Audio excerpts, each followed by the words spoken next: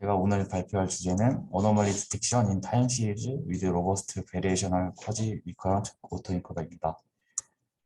22년도에 이제 IEEE에서 발표된 논문이고요. 이제 여기 보시면은 이 주황색으로 표시된 게 이제 여기 이 논문에서 이제 발표하는 구조인데요. 오토인코더로 이제 어노멀리 디텍션을 하는 건데 이제 타임 시리즈에 대해서 이제 하는 구조를 발표를 했습니다.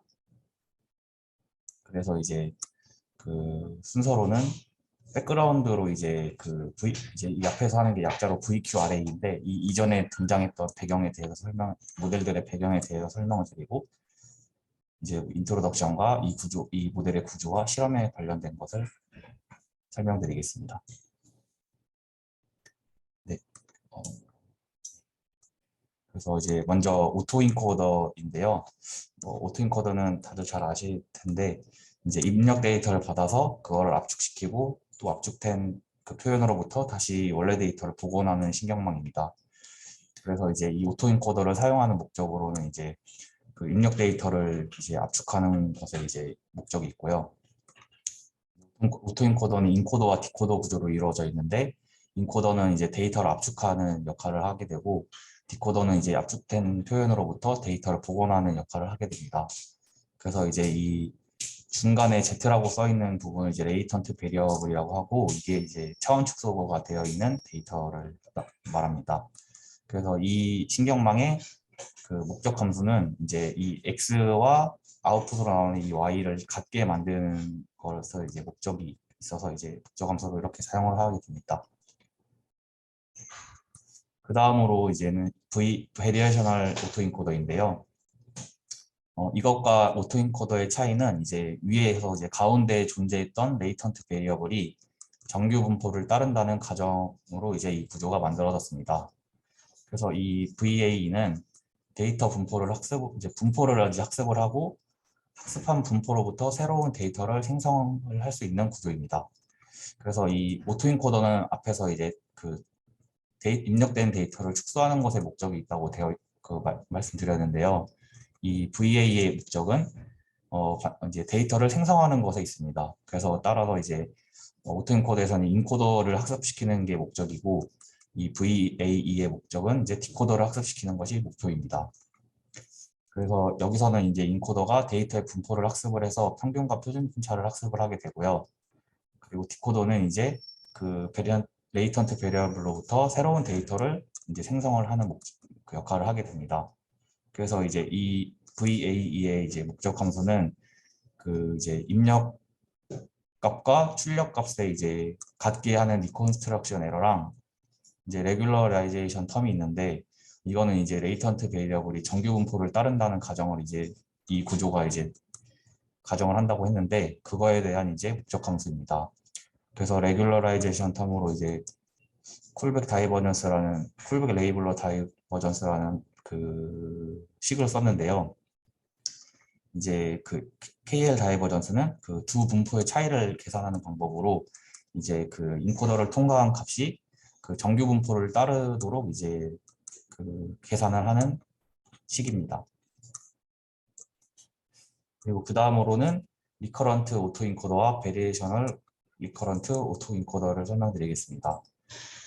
이제 리커런트 RA는 이제 기존의 A에서는 피드포워드 뉴럴 네트워크를 이제 사용을 했었는데 이제 RA 그 오토인코더는 이제 기존의 시퀀스 데이터를 다루는 데 있어서 템포럴 디펜던시를 이제 반영을 하지 못했는데 이제 그 시퀀스 데이터에서 템포럴 디펜던시를 학습을 하기 위해서 리커런트 뉴럴 네트워크를 사용한 모델입니다. 그리고 그 다음으로는 VRAE인데 이거는 이제 그 RAE에다가 VAE의 특성을 이제 합친 구조인데요. 이게 기존의 이제 타임 시리즈 어노멀리 디텍션에서의 소타 구조라고 합니다. 그래서 이제 이 VRAE는 보니까 좀 한 개의 구조로 특정돼 있지 않고 좀 두 가지로 좀 나누어져 있었는데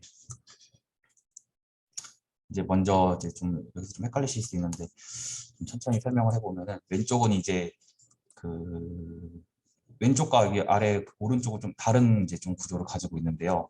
왼쪽은 히든 스페이스로부터 레이턴트 스페이스를 이제 그 프라이어 디스트리뷰션으로 생성을 하게 되고, 그것과 이제 그 레이턴트 스페이스와 히든 스페이스를 통해서 새로운 ST를 생성을 하게 되고, 이제 생성된 ST와 이제 기존의 히든 스페이스로부터 다시 레이턴트 스페이스를 업데이트를 하게 됩니다. 그래서 이제 이거는 이제 포스테리어 디스트리뷰션으로 업데이트가 되고, 이렇게 업데이트된 레이턴트 스페이스와 히든 스페이스와 ST를 가지고 이제 현재 시점에 히든 스페이스를 이제 생성을 하게 되고, 이러한 순서를 계속해서 반복을 하는 구조를 가지고 있습니다. 그리고 오른쪽은 이제 기존의 기존의 그 인코더 디코더 구조처럼 X 이제 입력값을 받아서 거기에 대한 히든 스페이스인 여기 2가 이제 히든 스페이스인데, 그거를 만들고 그걸로부터 이제 위에 레이턴트 베리어블을 만들고 스페이스를 만들고, 그걸로부터 이제 디코더에서 다시 또 그 레이턴트 스페이스에서 나오는 데이터를 가지고 히든 스페이스를 만들고, 거기서 또 다시 출력값을 만들어서 이 입력과 출력을 비교하는 또 구조를 가지고 있습니다. 그래서 이제 이 논문에서 소개하는 이 논문의 내용을 소개해 드리려고 하는데요. 이제 앞에서 말씀드린 구조들은 몇 가지 한계점을 가지고 있습니다. 이제 첫 번째로는 fully unsupervised anomaly detection이 아니라는 건데요. 이전의 네 가지 모델은 학습 데이터에는 어노멀리를 제외하고 사용을 하게 됩니다. 그래서 학습 데이터에서 제외된 어노멀리 값이 이제 테스트를 할 때 들어오게 되면은, 복원을 할 때 이제 다른 그 어노멀리가 아닌 데이터와는 다른 양상을 띠기 때문에 이러한 점을 캐치를 해서 이제 어노멀리 디텍션을 하는 것인데요. 여기서 이제 학습 데이터를 만들 때 어노멀리를 제외하는 그런 추가적인 작업이 필요하다는 한계가 있습니다. 그리고 그 리커런트 계열의 모델이 RA랑 RA랑 VRA가 있었는데요. 그거는 이제 리커런트한 구조 때문에 컴퓨테이션 코스트가 높다는 한계가 있습니다. 그리고 VRA는 이제 앞에서 말씀을 드렸듯이 이제 순차적으로 이제 xt-1로 t-1로부터 t 시점을 계산을 하게 되고, t 시점으로부터 t 플러스 1 시점을 하게 되는 이제 뭔가 순차적인 계산이 필요하기 때문에 바이다이렉셔널 학습이 불가능하다는 한계가 있습니다. 그래서 이제 여기서 제시하는 VQRA의 특징은, 첫 번째는 이제 그 학습 데이터에 어노멀리를 포함을 할 수 있다는 특징이 있고요. 그렇기 때문에 추가적인 뭔가 그 학습 데이터에서 어노멀리를 제외하는 과정이 필요하지 않기 때문에 fully unsupervised 러닝이 가능하다고 합니다. 그리고 두 번째로는 이제 그 리커시브한 구조 때문에 이제 컴퓨테이셔널 코스트가 높다고 했는데, 이제 논 리커시브한 메커니즘을 도입을 해서 학습의 효율을 높였다고 합니다. 그리고 이제 논 리커시브한 메커니즘을 도입을 함으로 인해서 바이다이렉셔널 컴퓨테이션이 가능을 하게 됐고, 이제 바이다이렉셔널한 학습이 가능하다는 얘기는 모델의 성능을 좀 더 올릴 수 있다는 것을 특징으로 하고 있습니다. 잠깐만요. 오른쪽 여기서 한 가지만 네, 확인하고 넘어갈게요. 그 한계점 첫 번째에서 네, 기존에는 어노멀리를 제외하고 사용했다고 하는데, 사실 기존 언슈퍼바이스드에서는 어노멀리를 따로 제외를 한다기보다는 전체를 그냥 정상이라고 가정을 하고 사용을 하지 않아요? 제가 기존의 그 그러니까 어노멀리 언슈퍼바이스드니까 라벨된 데이터가 없는 상태잖아요. 그래서 보통은 전체를 정상이다라고 가정을 하고 학습 모델을 만드는데, 네, 확인을 하고 싶은 게 여기서 지금 제안하는 방법에서는 어노멀리를 포함한다는 의미가 네, 그냥 여전히 그냥 라벨이 어노멀리인지 아닌지 모르는 상태에서 전체를 다 다루겠다는 의미인지, 네. 아니면 어노멀리란 라벨을 알고 그걸 고려한다는 의미인지. 그거를 알지 않고도 모델이 알아서 그러니까 기존에는 어노멀리를 포함을 해서 이제 언슈퍼바이즈드 러닝을 하게 되면은 어쨌든 모델의 성능이 좀 떨어질 수가 있잖아요. 그 표현이 이제 섞여가지고. 근데 여기서는 그거를 이제 섞어서 학습을 하더라도 성능이 떨어지지 않고 이제 그 어노멀리에 대해서 로버스트한 특징을 보인다라고 이제 장점으로 이제 내세우고 있습니다. 따로 라벨이 필요하지 않은 거. 그럼 지금 기존의 방법들은 미리 어노멀리는 제거된 정상 데이터만 쓰는 방식으로 이루어졌다라고 규정을 했다는 거죠. 네. 네, 그리고 알겠습니다. 만약에 그걸 섞어서 썼을 때는 성능이 낮아진다. 이렇게 얘기해요. 네, 알겠습니다. 네. 네. 또 다른 질문 없으시면 이어서 하겠습니다. 네. 그래서 이제 테이블 여기 오른쪽 아래에 있는 테이블이 기존의 방법들과 이제 현재 논문에서 제시하고 있는 구조를 비교하고 이제 항목별로 이제 비교를 하고 있는 건데요. 이제 각각의 항목에 대해서 VQRA는 다 이제 할 수 있다, 만족을 한다라고 보여주고 있습니다. 그래서 이제 이 VQRA의 아키텍처를 좀 간략하게 설명을 하고 뒤에서 좀 자세히 설명을 하겠습니다. 먼저 이제 이 VQRA는 인코더 디코더 구조를 가지고 있고요. 이제 인코더는 이제 리커런트 스테이트 이제 히든 스테이트 계산이 레이턴트 베리어블에 의존하지 않습니다. 이제 이전에는 이제 앞에서 t-1 시점에 레이턴트 베리어블이 계산되어야만 이제 그 다음 시점에 레이턴트 베리어블을 계산을 할 수가 있었는데 여기서는 이제 그렇지 않아도 할 수 있다고 얘기를 하고 있고요. 그 이유는 뒤에서 식으로 말씀드리겠습니다. 그리고 리커런트 스테이트가 양방향으로 이제 존재를 하기 때문에 매 시점 레이턴트 베리어블이 전체 인풋 시퀀스에 대한 정보를 이용해서 학습을 할 수 있다는 전체는 아니고 이제 뒤의 시점에 이제 인풋 시퀀스에 대한 정보를 이용해서 학습을 할 수 있다는 특징을 가지고 있고요.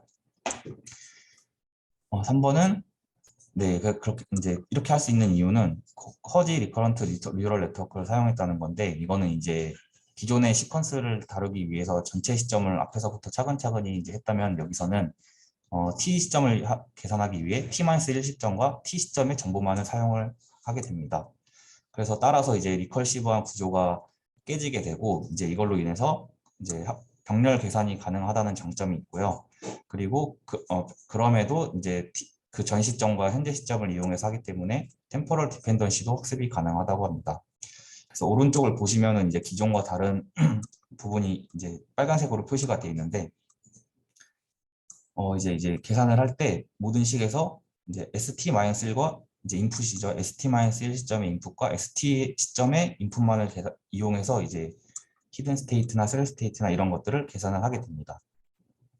그렇기 때문에 이제 순차적으로 하지 않아도 순차적으로 하지 않고 병렬 계산과 템포럴 디펜던시 학습이 가능하게 됩니다. 그리고 디코더는 뭐 뒤에서 특별한 특징이 없어서 뒤에서 이제 설명을 드리고요. 이제 인코더에 대해서 좀 자세히 설명을 드리겠습니다. 인코더는 이제 기존 VAE와 마찬가지로 레이턴트 리프레젠테이션을 학습을 하게 되는데요. 학습 순서는 이제 인풋 시퀀스 이제 오른쪽 시계랑 같이 보시면 이제 이해가 훨씬 빠르실 텐데 ST-1과 ST를 이용해서 이제 히든 스테이트를 계산을 하게 되고 이게 이제 순방향으로 이제 진행되는 히든 스테이트고 또 반대로 양방향으로 아직 양방향의 특징을 갖고 있다고 말씀드렸는데 이제 반대로 이제 역방향의 정보를 가지는 이제 역방향과 순방향의 정보를 동시에 가지는 이제 A라는 히든 스페이스를 이렇게 ST 플러스 1과 ST 그리고 HT 플러스 1과 HT를 이용해서 계산을 하게 됩니다. 그래서 이렇게 순방향과 역방향을 동시에 갖고 있는 이 양방향 정보를 가지고 레이턴트 리프레젠테이션을 계산을 하게 되고 여기 이 레이턴트 리프레젠테이션으로부터 표준과 평균 분차를 계산을 하게 됩니다. 그리고 여기서 이제 또 이 논문의 특징으로는 이제 이 플래너 로멀라이징 플로우라는 기술을 사용을 했는데요. 그 위에 레이턴트 리프레젠테이션은 이제 가우시안 분포를 가정을 해서 학습을 하게 됩니다. 근데 이건 되게 단순한 분포를 학습할 수밖에 없기 때문에 그 논 가우시안 디스트리뷰션을 학습하기 위해서 논 리니어 매핑 펑션을 사용을 하게 됩니다. 그래서 이거에 대해서 좀 더 자세히 설명을 드리면은 이제 단순한 분포밖에 표현을 하지 못하기 때문에 이제 더 복잡한 분포를 모델링하기 위해서 이걸 사용을 하는데요. 이제 함수에 따라서 이제 이 여러 가지 이름을 불리는데 이제 여기에 대해서 좀 그림으로 보면은 이제 이 Z 제로가 이제 이 가우시안 분포인데 이게 매핑이 계속 반복이 되게 됩니다. 그래서 매핑된 이 숫자에 따라서 세 번째를 보시면 K는 2일 때 이렇게 단순한 분포를 학습을 했다면 K는 8일 때 좀 더 복잡하게 되고 K는 30일 때 좀 더 복잡한 표현을 할 수 있게 됩니다. 그래서 이러한 매핑을 통해서 이제 가우시안 분포의 단순한 표현이 아닌 더 복잡한 표현을 학습을 할 수 있게 됩니다. 그리고 다음은 디코더인데 이 디코더는 이제 학습된 분포로부터 데이터를 생성하는 기존의 VAE와 같은 특징을 가지고 있습니다. 뭐 이거 이제 여기서 뭐 특별한 뭔가 방법이 따로 적용되진 않았고요. 여기서 좀 다른 점은 이제 다른 그 기존의 방법들은 아웃풋으로 그냥 인풋 값과 똑같은 그냥 그 값을 이제 출력으로 사용을 했다면 여기서는 그것에 대한 평균과 표준 편차의 두 가지를 이제 아웃풋으로 내게 됩니다. 그래서 이를 좀 코드를 좀 봐서 어떻게 사용을 하나 좀 찾아봤는데요. 뭐 따로 뭐 여기에 대해서 특별히 사용하는 건 없고 그냥 평균을 그냥 그 기존에 이제 리컨스트럭션 에러 할 때 평균을 그냥 아웃풋으로 대체해서 사용을 해서 뭐 특별한 뭔가 그런 특징은 없었습니다. 네, 그리고 이제 다음으로는 좀 중요한 목적 함수인데요. 이제 아까 이게 교수님께서 아까 질문해 주신 거랑 어느 정도 좀 일맥상통한데 이제 이게 기존의 오브젝티브 펑션이 이제 이 왼쪽과 같이 리컨스트럭션과 밑에 레귤러라이징 텀으로 구성이 되어 있는데 이거를 이용해서 학습을 한 부분입니다. 그래서 이제 이 파란색이 오리지널 데이터의 분포를 나타내게 되고 이 노란색이 어노멀리에 대한 그 데이터 분포인데 이제 아까 이걸 라벨하지 않고 같이 섞어서 이제 합쳐서 트레이닝을 하게 될 경우 기존에 이제 이 목적 함수를 사용하면 모델이 학습하는 분포가 이제 이렇게 빨간색의 그 분포를 학습을 하게 됩니다. 그래서 이제 실제 데이터와 좀 거리가 있는데 이 논문에서 제시하는 이 로버스트한 오브젝티브 펑션을 이용해서 학습을 하게 되면은 이 두 개를 같이 학습에 이용을 하더라도 이 초록색 같이 오리지널 데이터와 가까운 분포를 학습할 수 있다고 합니다. 그래서 이제 이렇게 할 수 있는 이렇게 할 수 있는 이유는 이제 이 그 두 가지에 대한 리컨스트럭션 에러 텀을 이제 로버스트한 매트릭으로 대체를 하게 되는데요. 네, 이제 알파, 베타, 감마 다이버전스라는 그 식으로 이제 대체를 하게 됩니다. 그래서 이 다이버전스는 그 두 분포에 대한 거리를 계산할 때 이제 각각의 분포가 가지는 밀도를 반영을 할 수 있는 식이라고 하는데요. 이제 어노멀리는 이제 낮은 덴시티를 가지는 게 특징이고 그렇기 때문에 이 식으로 인해서 낮은 가중치를 이제 이 낮은 덴시티에서 대해서 적용을 할 수 있다고 합니다. 네, 그러한 특징을 가지고 있고 이제 리컨스트럭션 에러 텀을 이 알파, 베타, 감마 다이버전스로 대체를 하여 사용을 합니다. 근데 이 알파, 베타, 감마 다이버전스 식이 이제 분포에 대한 거리이기 때문에 좀 분포로 이제 식이 구성이 되어 있는데 이 논문에서는 이 아웃풋의 분포를 관찰하는 걸 어렵기 때문에 분포 대신에 평균과 표준 편차를 사용하는 식으로 에스티메이션을 해서 계산에 이용을 했습니다. 그래서 기존 식을 이제 에스티메이션하는 식이 이 아래와 같이 되어 있는데요.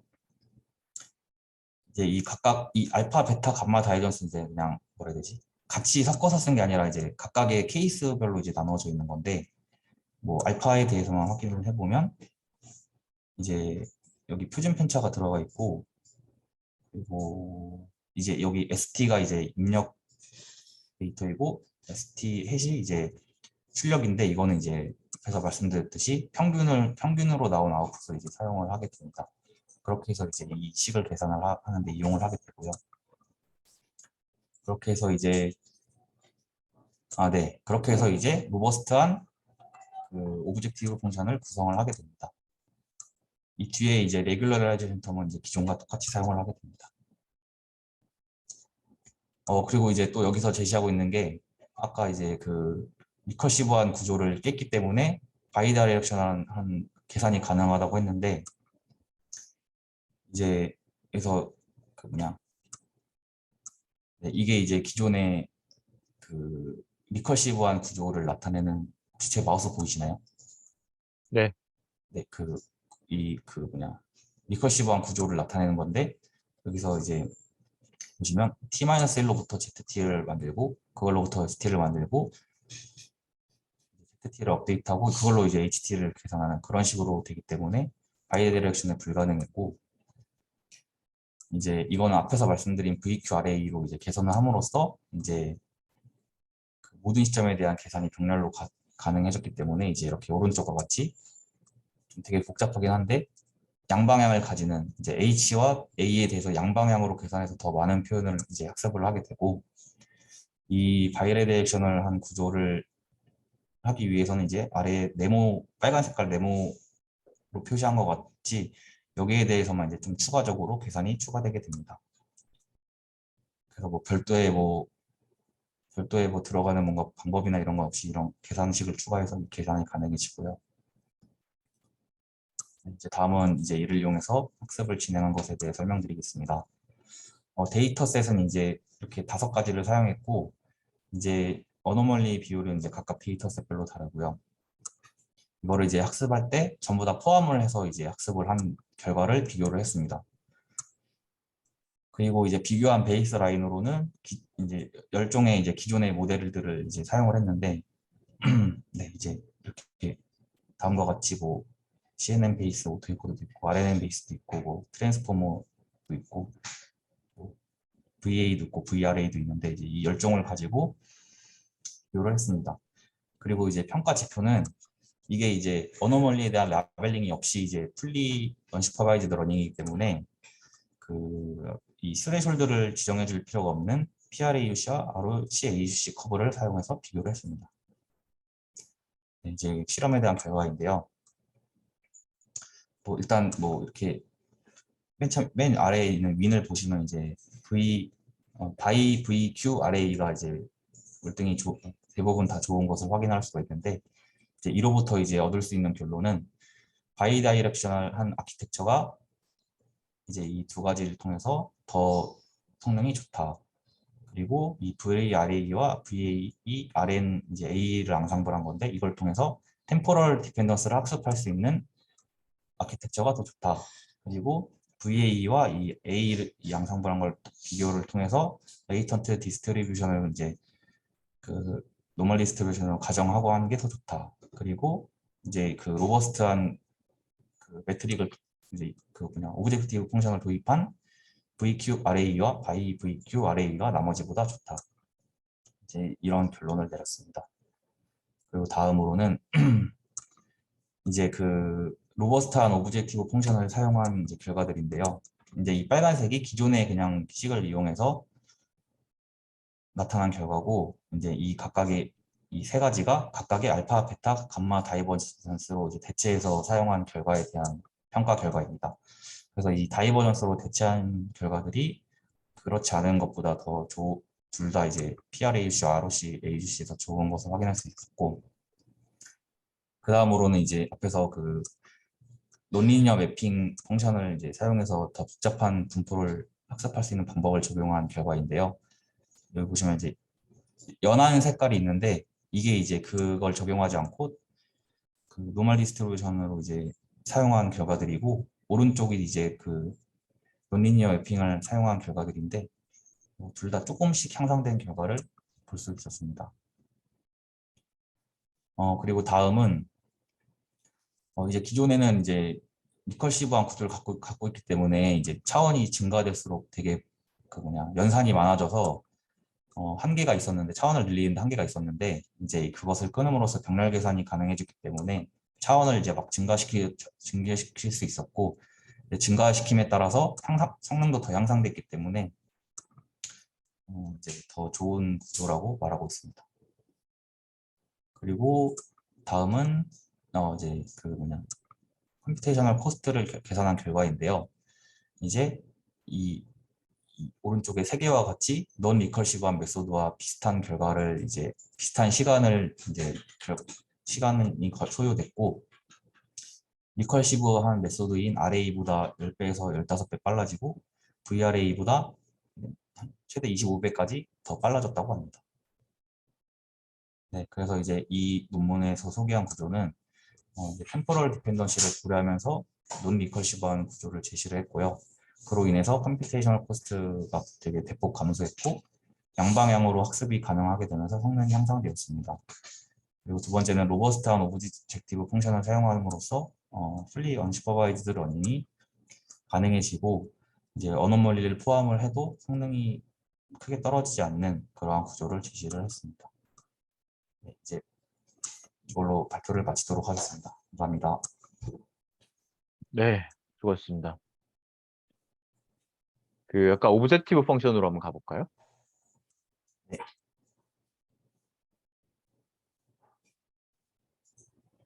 여긴가요? 여긴가요? 음,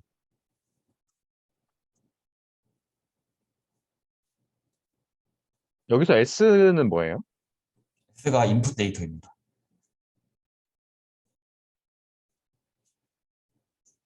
그냥 데이터 자체예요? 변환한 건 아니고? 네.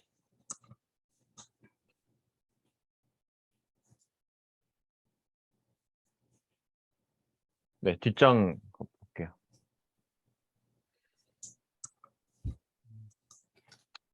그러니까 지금 여기서 그 분포에 대한 정의가 어려워서 평균과 표준 편차를 이용해서 이상과 정상을 구분한다는 건데, 그러니까 그거는 근데 데이터 디펜던트 하지 않나요? 그러니까 그 전에 잠깐만요. 그러니까 평균과 표준 편차를 사용을 한다는 말이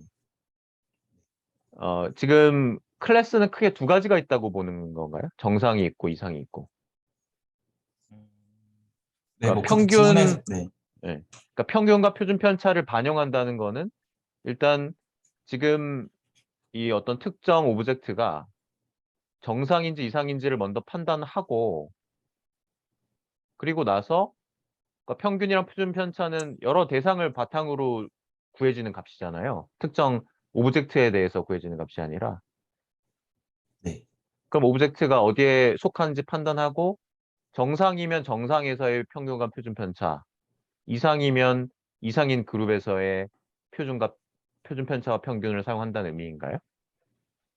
이게 제가 생각했을 때는 음, 그 평균과 표준 편차라는 게 이 나온 데이터에 대한 평균과 표준 편차가 아니라 음, 그러니까 입력 데이터 하나하나마다 어떠한 분포를 가지고 있는데 그 분포가 이제 그 다이버전스에 사용이 되는 건데 그 분포를 이제 뭔가 나타내고 이걸 학습을 하기는 어려움이 있으니까 그 데이터에 대해서 평균값과 표준 편차를 아웃풋으로 내서 그 평균은 이제 원래 기존이 갖고 있는 데이터의 값인 거고 표준 편차는 그 데이터가 나오는 분포를 가리키는 평균 편차를 이제 나타내려고 이렇게 사용을 한 것 같습니다.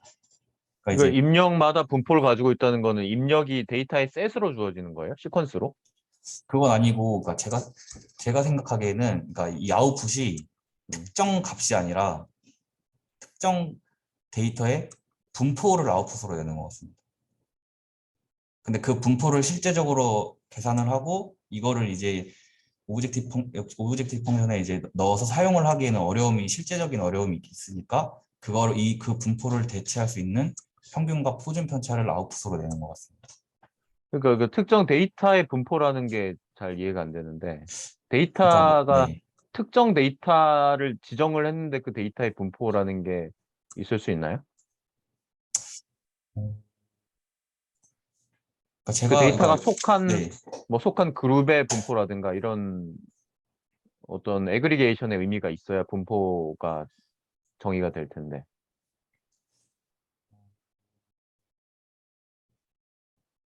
저도 그거를 뭔가 딱히 이제 제가 설명을 뭔가 이렇게 명확하게 해드릴 수는 없을 것 같고요. 이제 논문에도 뭐 그런 정확하게 나와 있진 않고, 저도 이제 그 부분이 좀 궁금해서 그냥 최대한 이해해 음, 보려고 한 게, 어떠한 그냥 그 분포가 있으면 그 안에서 값을 뽑아낼 수가 있는 거잖아요. 네. 근데 그게 이제 기존의 방법이었다면은, 이제 어떠한 스페이스로부터 분포를 뽑아내는 게 이제 여기서는 이제 아웃풋을 이제 평균과 표준 표차를 한 이유가, 어떠한 스페이스에서 특정한 값을 뽑는 게 아니라 특정한 분포를 뽑아내겠다. 이러한 의미를 가지고 있는 것 같습니다. 음, 근데 그 분포를 뽑아내는 것은 현실적으로 불가능하니까 그 분포를 대표할 수 있는 평균과 표준 편차를 뽑겠다. 이런 것 같습니다.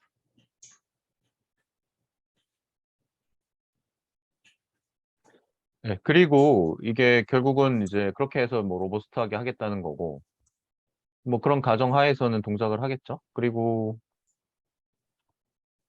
어 결국 그 패러럴하게 처리가 되고 바이디렉셔널하게 처리가 되는 이유는 그 전체 시퀀스를 보는 게 아니라 t-1과 t, 네, 그러니까 직전과 직후 그렇게만 고려하겠다는 건데, 근데 그거는 사실 뭐 당연히 그렇게 하면 그렇게 되는 건데, 이제 그러니까 그렇게 되면 이제 여기서 주장하는 바는 그 확인이 되겠죠. 그런 효율성에 있어서 향상도 있을 거고, 그리고 사실 이상이라는 것도 직전에 비해서 갑자기 변동성이 큰 이런 부분들도 충분히 잘 잡아낼 수 있을 거고, 템포럴한 특성을 바탕으로 해서. 근데 그런 반면에 그러지 못한 케이스들이 있을 수 있잖아요. 그러니까 이상의 변화 정도가 그 정도로 크지 않고 점진적으로 그 이상의 수치가 점점 높아진다거나, 그러니까 직접만 봐서는 안 되는 케이스가 분명히 있을 텐데, 그래서 궁금한 게, 이 지금 데이터셋에 보면은 그 데이터가 어떤 특성을 가지고 있는지를 지금 내가 그 좀 궁금해하는 부분을 해소를 하려면 사실 데이터셋별로 그 정보가 좀 있어야 될 것 같거든요. 그러니까 이상과 정상의 표준 편차 정도의 차이가 얼마나 되느냐. 그러니까 분포 차이에 따라서 얘네가 아마 성능에 영향을 많이 미칠 것 같고요. 분포 차이가 크면 잘 잡아낼 거고, 근데 분포 차이가 미비하면 정상과 네, 이상에, 그럼 그런 경우는 그 한계가 드러날 것 같거든요. 네, t-1만 봄으로 인한 한계가. 정상과 네. 이상이 잘 구분이 안 될 테니까, 그것만 봐서는. 그래서 혹시 데이터셋에서 지금 여러 종을 사용을 했는데 단순히 그냥 뭐 여러 종을 사용했다의 의미인지, 근데 여기 지금 디스크립션을 보면 지금 그런 정보가 없죠. 이상과 정상의 레이셔만 있지, 이상과 정상이 어떤 분포를 가지고 있는지. 지금 오브젝티브 펑션에서는 그 분포를 굉장히 중요하게 다뤘거든요. 그럼 그 분포의 차이에 따라서 분명히 성능에 영향을 미치는 요소가 있을 텐데, 네. 혹시 거기에 대한 뭐 디스커션이나 언급이 있나요? 그런 거에 대해서는 없었습니다. 논문에서 이 본인들의 한계에 대해서도 설명이 없어요? 그거 이외에도? 근데 뭐 한계는 딱히 없었고, 뭐 향후 연구에 대해서만 있었는데, 음. 네, 그리고 이 지금 그렇게 쪼갰을 때 그 병렬로 처리를 한다라고 이제 얘기가 논문에서 되고 있는데, 네, 어, 근데 이게 병렬로 처리가 되면 그 지금 동시에 처리되는 데이터는 어, 연관성이 전혀 없는 데이터들이잖아요. 그러니까 기존에는 이제 t-2에서 처리된 결과를 t-1에서 받아서 처리하고 이런 순서가 있는, 그래서 이제 그걸 받아야만 현재 타임 윈도우에서의 처리가 의미가 있어지는 이런 구조였는데, 네, 여기서는 t-1과 t, 그리고 t와 t 플러스 1 간에 전혀 그 방향에 따라서, 그러니까 역방향이든 순방향이든 아니면 뭐 이전이든, 그러니까 t-2든 t 플러스 2든 얘네들과 전혀 관계가 없이 완전히 두 개를 독립적이라고 놓고 보고 처리를 하는 거죠. 병렬로 네. 처리가 가능하다는 거는. 네. 그러니까 뭐 t-1과 t를 처리하고 나서 그리고 나서 t와 t 플러스 1을 이어서 처리를 해야 된다거나 이런 구조도 전혀 없는 거죠. 제가 볼 그러니까 때는 예를 들어 그게 저는 이제 그게 완전히 바뀌어도 상관이 없는 거지 않냐는 거예요. 어떤 게 그러니까 바뀐다는. t와 t 플러스 1을 먼저 처리하고 오히려 네. t-1과 t에 대한 관계를 나중에 처리해도 문제가 없는 구조냐 이걸 물어보고 싶거든요. 제가 이걸 봤을 때는 네, 그거는 문제가 없을 것 같은데, 네, 이건 이제 그냥 제 생각인데 아닐 수도 있고요. 그냥 여기 보시면은 오른쪽 아래에 셀 스테이트는 이전의 정보를 받아서 처리하게 돼 있거든요.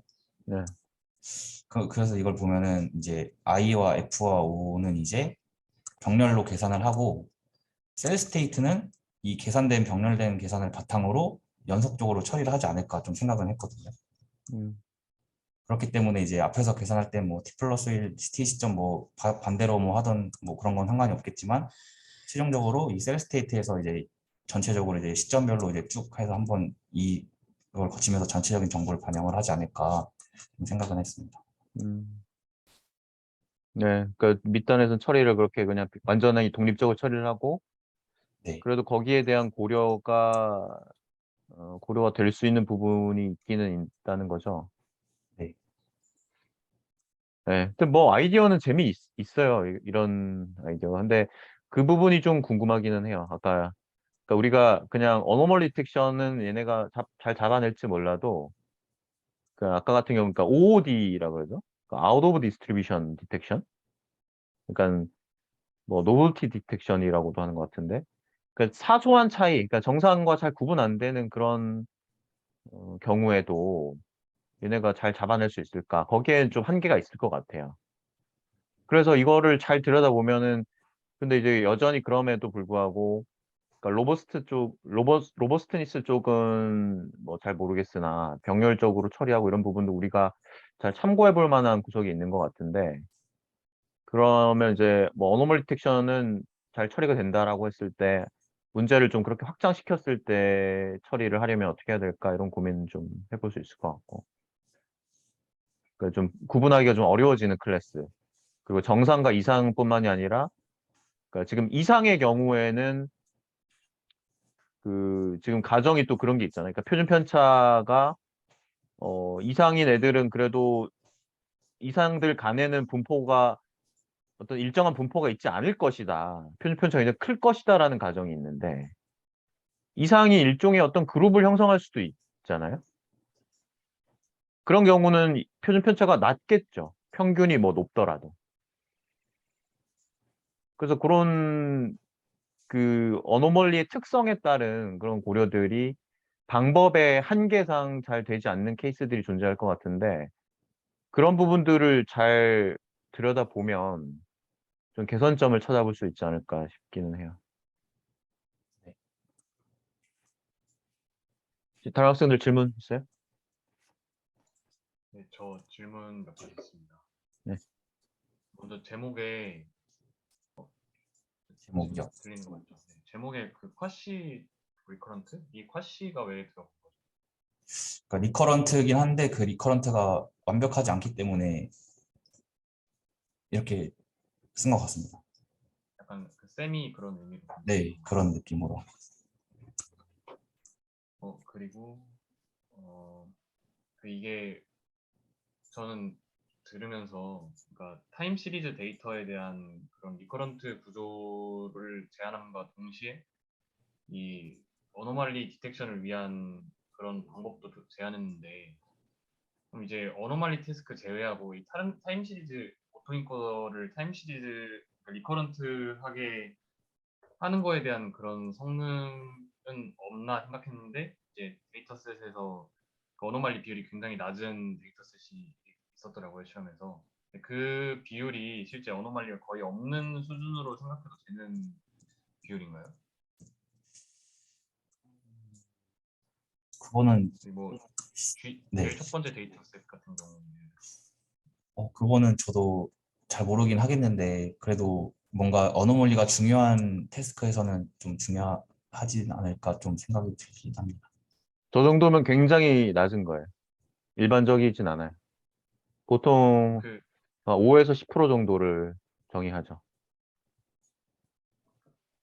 그 실험 결과를 좀 빠르게 지나갔었는데, 그럼 그런 데이터셋에 대해서도 다른 알고리즘들에 비해서 더 성능이 뛰어나다는 결과인가요? 그런 데이터셋이 GD. GD랑 S5인데, 네, 뭐, 네, 그럼 여기서 제안한 게 두 개에 대해서 가장 높기는 하네요. 그 컴퓨테이셔널 코스트에서도 그러면 각 그런 데이터셋에 대해서도 동일하게 작용한다면 되게 네, 좋네요. 그 트랜스포머 기반 모델보다 더 연산량도 적고 성능도 뛰어나다는 결론인 거죠. 네, 굳이 거기에 대해서 비교는 하지 않았는데 이 결과를 보면 그렇게 받아들일 수 있을 것 같습니다.